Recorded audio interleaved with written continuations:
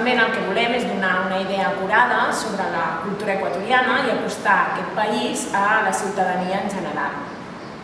Tenim diferents exposicions, un cicle de cinema, el que anomenem Pantalla del Món, on la gent ha pogut veure diferents documentals que parlen tant del que diríem el fet social de l'Equador com també de totes les diferents etapes que ha anat passant el país.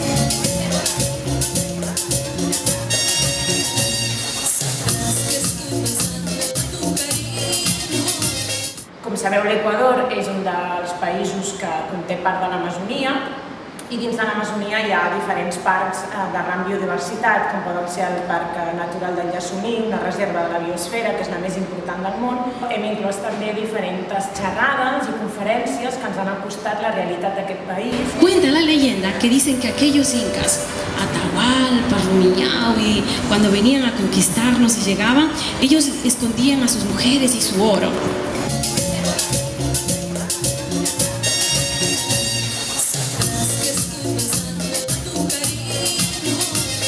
Ens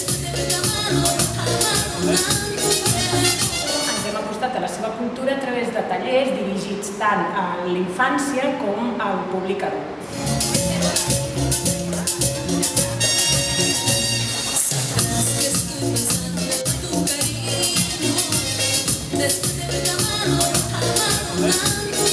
Finalment, i com cada any, hem fet una nit equatoriana en la qual el que volem és acostar la gastronomia i també la música i la dansa d'aquest país.